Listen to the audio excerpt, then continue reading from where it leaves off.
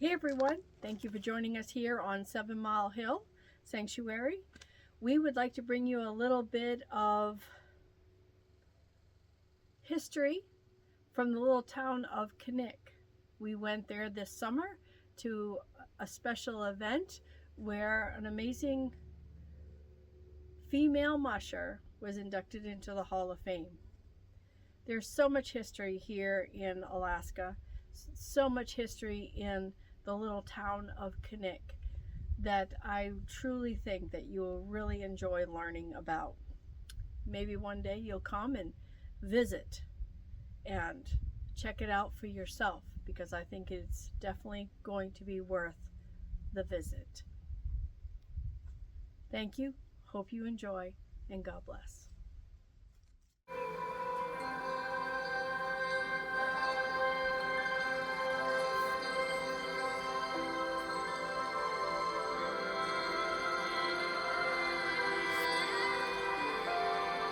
Fairbanks, Alaska, right into a mushing family.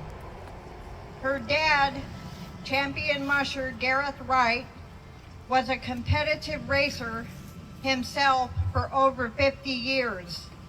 He won 2 Open North American and 3 Anchorage Fur Rendezvous. From the time she was little, Roxy wanted to be a dog musher. She watched her mom and her dad both competitively race in sprint races when she was growing up. She herself won a record number of women's North Americans and women's world championships. If I remember correctly, the women's world championships that used to take place in Anchorage, Roxy won over 8. 9 women's world championships. That's pretty amazing in itself. So in 1976, she began competing in the Open North American and Anchorage World Championship for Rendezvous, which at that time were predominantly run by men. In 1989, 92, and 93, Roxy won both of those races, becoming the first woman to do so. In 1983, Roxy finished 6th place in the Anchorage Fur Rendezvous, and 10 days later, she took the same team and participated in the Iditarod Trail sled dog race. 68 teams started that year, and with her Fur Rendezvous team, Roxy finished in 23rd place. In 1990, she traveled to Europe to participate in the prestigious Alparod sled dog race, finishing in 1st place overall. That race consisted of multiple runs between 30 and 100 miles over a course of about 10 days. After a 20-year retirement, Roxy returned to racing briefly, culminating her mushing career in 2017.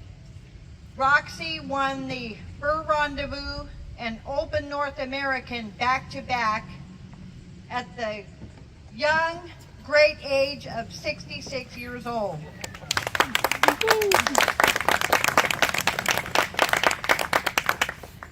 Making her a 4-time champion, and sorry, this is on here, but the oldest person to win both of those races. That's awesome.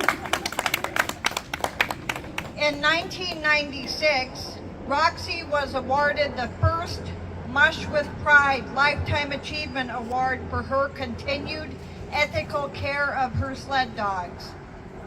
In 2018, Roxy was co-awarded, along with Keegan Randall, the Women's Pride of Alaska Award by the Alaska Sports Hall of Fame. In 2023, Roxy was inducted into the Alaska Women's Hall of Fame. Roxy's life has been and is still full In addition to dog training, mushing, and racing dogs, Roxy is a proud Alaska Native woman who has lived a subsistence lifestyle. She enjoys fishing, hunting, berry picking, and spending time with her family, which includes grandchildren and great-grandchildren. And I have something else to add, but in the 1983 Iditarod 68 teams that started, Roxy finished 23rd. In the 2017 Fur Rendezvous, 19 teams started. Names like Streeper, Buddy Streeper, coming from Canada, Dunlap, Cochrane, Don Cousins, Jeff Kahn, Gary Markley, Kornmullers, Norris, and George Atla III. 19 teams started, and Roxy won first place with an overall time of 4 hours, 25 minutes, and 2 seconds.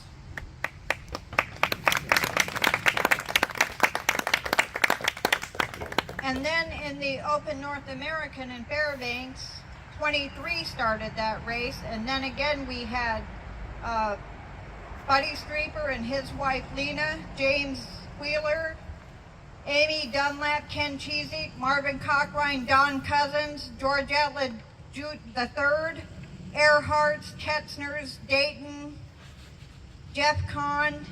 23 started, and Roxy finished first place with a total time of 223 minutes and 38 seconds.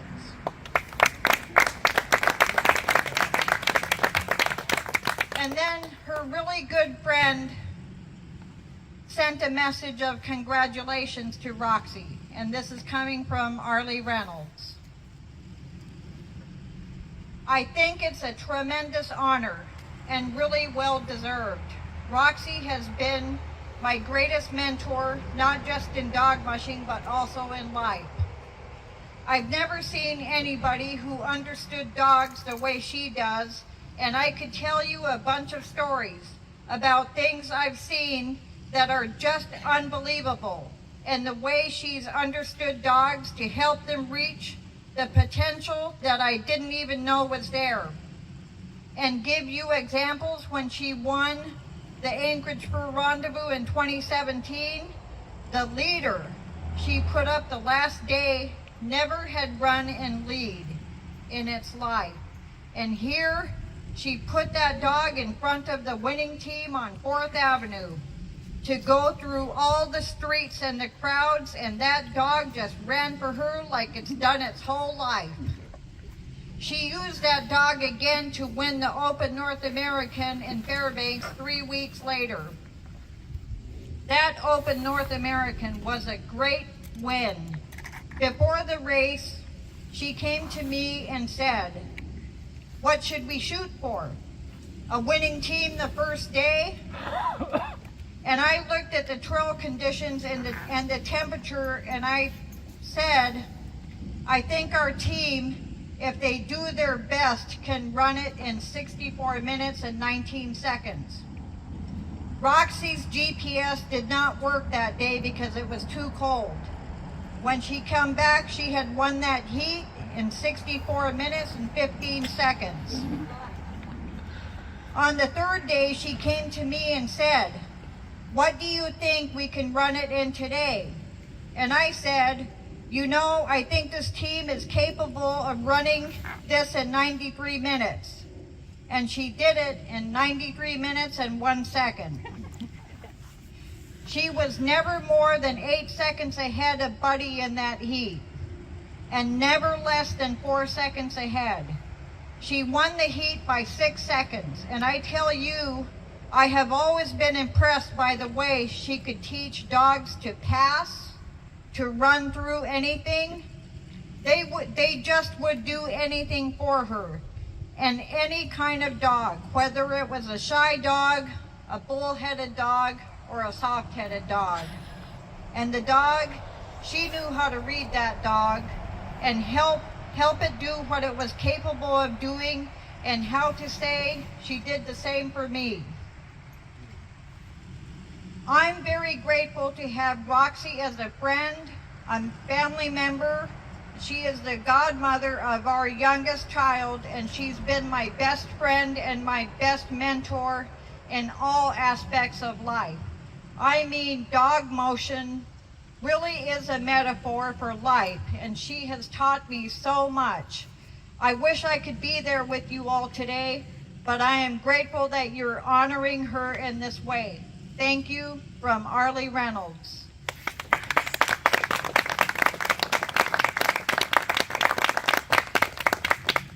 So I know we are all proud and happy to see that Roxy will be inducted into the MUSHERS Hall of Fame here in Knik, and then the mushers that are here to spend this occasion with Roxy and her husband Dave are Ramey Reddington, Eric Kelly, Eddie Burke, Misha Wilgis, Levon Barbie, Steve Flodine, young mushers Isaac Reddington, Julia Cross, and then we'll also be looking forward to the Barrington twins delivering the mail. Thank you all.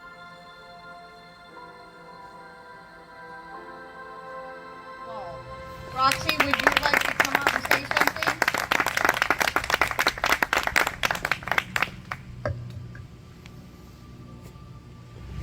Like Barb said, I wanted to be a dog musher from the time I was a little kid, and I'm sure a lot of the mushers out here, that's what they wanted to do too. And I just, over the years of running dogs and getting to do what I love to do, I tried to mentor young people and children, my grandchildren, my great-grandchildren, and others.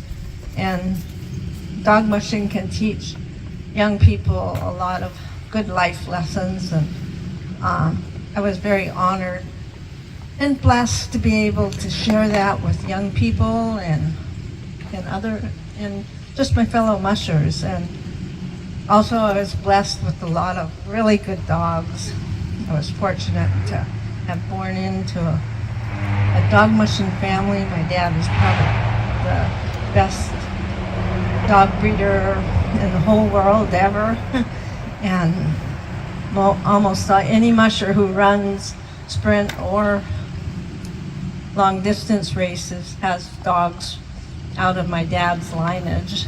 So I was very fortunate, and I loved running dogs, and I try to encourage young people to find something they love and don't be afraid to follow it, because it doesn't matter whether it's dogs or whatever it is.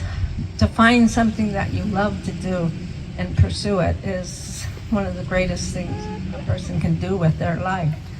And when I got the opportunity to race again in 2017, that was a real blessing. I think I had so many people in Alaska pulling for me, the native communities, the old people, the young people. I had young people come up and say, oh, my grandparents always cheered for you. So, and just, it was an inspiration. And one of the gifts about getting to race again then was most of my grandchildren had never seen me race. They just heard, oh, Grandma used to run dogs.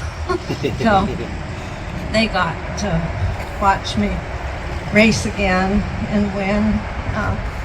One of my granddaughters looked at her mom and took off the starting line, and she said, boy, Grammy really is a badass. So that was a big compliment. But I'd just like to thank you all for this honor, and all of you for supporting the Alaska way of life and the history of Alaska and the traditions of Alaska. Thank you very much. I just wanted to mention that if he could be here, one of her ardent, longtime supporters was her longtime friend, and of her dad was Jigs Gigliotti. Jigs is 103 right now, but when Roxy used to race in Anchorage at the Ferrandi, you guys would stay at Jigs's house, but Jigs was a bartender in Anchorage. And that whole bar, when Roxy was racing, he had signs posted everywhere. Go Roxy, yay Roxy. And he was I did a rider from Anchorage out to Awesome. Eagle River. We used to take our bathroom. So yeah, yay for Jigs too, 103.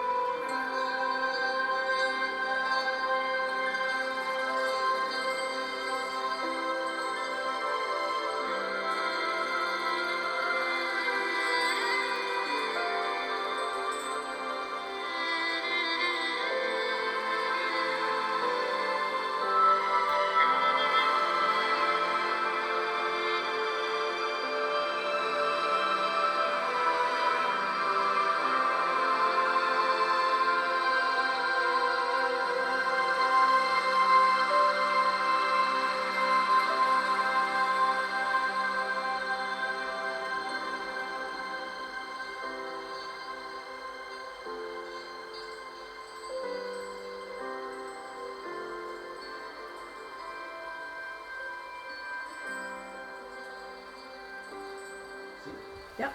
All right, so this is Knik Post Office here. This is from 1890, Willow Creek Mining District. This was the wagon trail that went from Knik Post Office up into Hatcher's Pass, into the Willow Mining District. And you'll see that on this map it says Knik Post Office, and then here I'm going to show you another map. This map here says the same thing. This is from 1900, but this is like stepping back. That's the Cook Inlet. That's the Knik Arm. There's Knik Harbor, where eventually Ship Creek and Anchorage is. But if you look right, there's Fish Creek. Right there, it says Knik Post Office, Knik PO. That is the town of Knik. It started as a fur trading post. George Palmer set it up in the late 1890s, and then it became the gateway into Willow Mining District up through Hatcher's Pass. And that road from here up that way, that was all the freight and all the mail going up into the Willow Mining District. And then later on, there another freight route over the Alaska Range that way by dog sled, brought all the mail to the Iditarod Mining District. And when those miners kept on going to Nome, they stretched the mail route and the freight route all the way from here to Nome. And that's why the Iditarod race doesn't end in Iditarod. The The reason it ends in Nome is because that's where the miners all ended up going. So the mail route went all the way to Nome.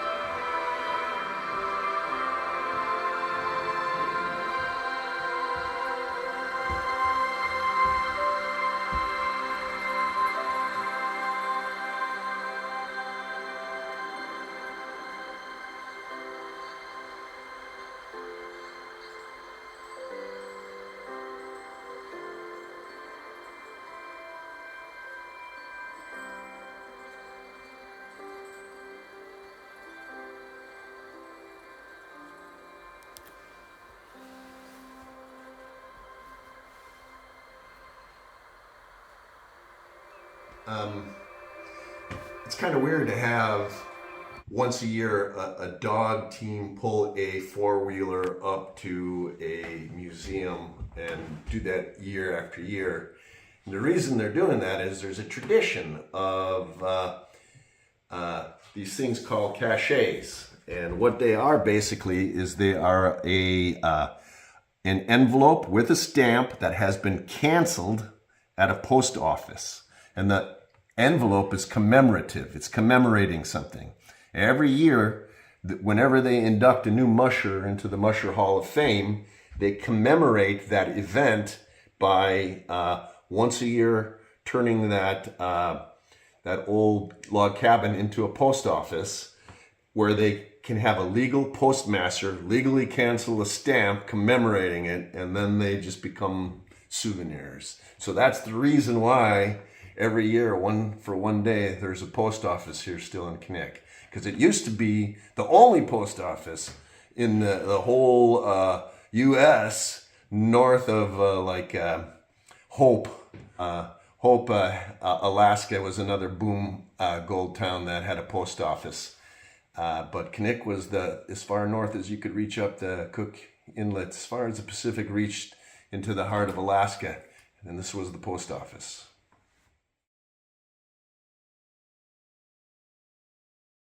Long We winters. think the technology started about 1,000 years ago, and it was a real innovation for the and settlements started right about that time. You start to see winter homes. Prior to that, they were more mobile with small places that they went to and had cabins or had wiki-ups that they'd put up for their fish camps or for their hunting camps and so forth.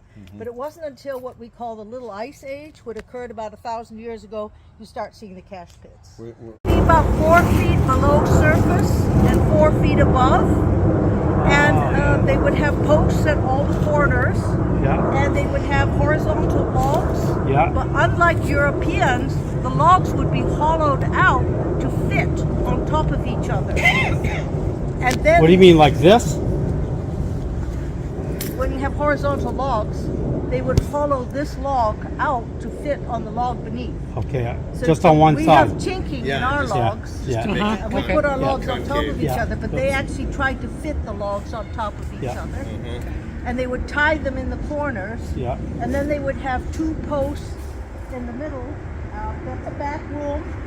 And they would have posts here and posts there for the roof. And then they would have two poles across the roof supported by the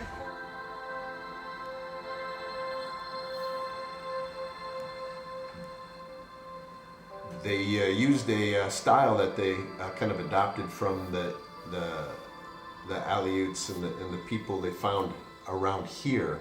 This is the only area in the whole Dena'ina culture where they actually didn't settle in the interior. They're a very interior people, except when they got down here to the Cook Inlet, they liked it so much they just started adopting the ways of the Inuktitut and the Aleut and the people that they found in the area, and made it their place too. and then they would have birch bark covered on that, and then over the birch bark they would have dirt, and then you'd have your sod roof. Yeah. So they were very well insulated. Yeah. The exterior of the logs quite often had spruce bark, almost like what we would think of as shingles, to wick The the water moisture out. away from the logs. Nice. And it had a big central hearth, and you always look for the biggest tree to find the hearth, and sure enough, our hearth was right here.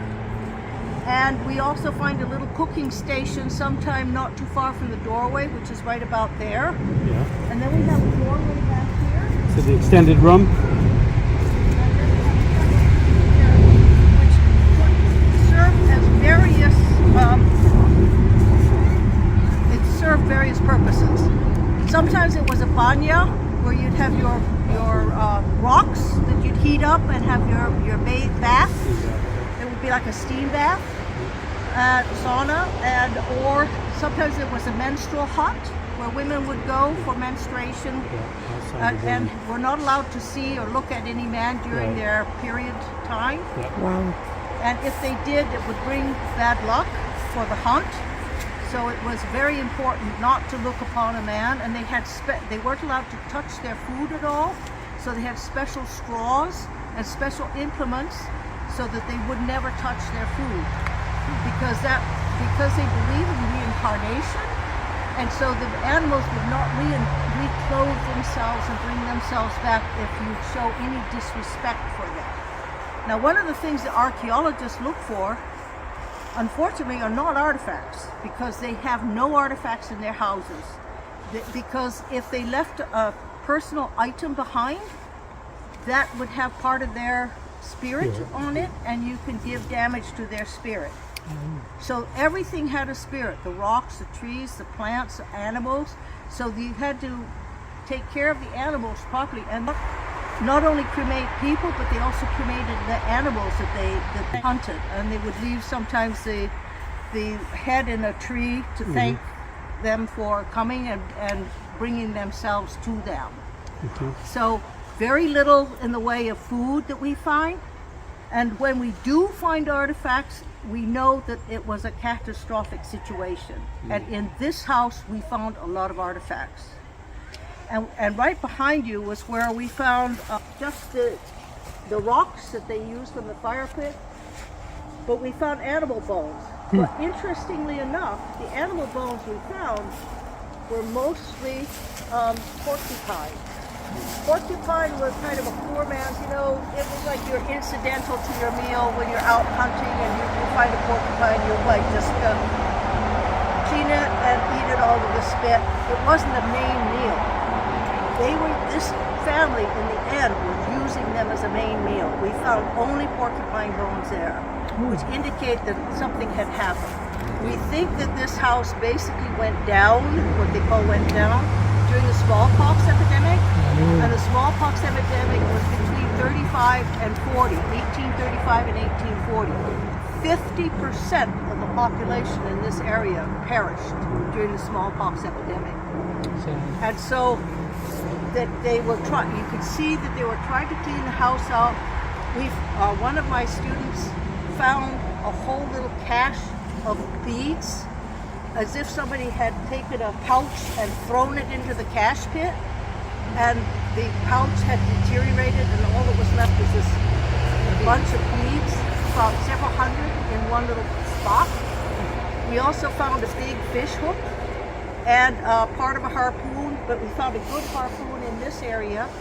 And if you did look for artifacts, each side of the house would have benches, the men being on one side and the women on the other. The older men would sleep on top, and then the kids and women would be underneath the benches. Mm-hmm. And then this would be an open area around the fire pit, and we found beads and different things located throughout this area, but they were just spotty, just, you know, as if somebody had dropped them. Starvation time came, which would have been March, April, February and March. And how they made the cache pits were generally in this area, they would put moss, they would dig a depression, line it with moss. On top of that, they would put birch bark. We found huge pieces of birch bark in some.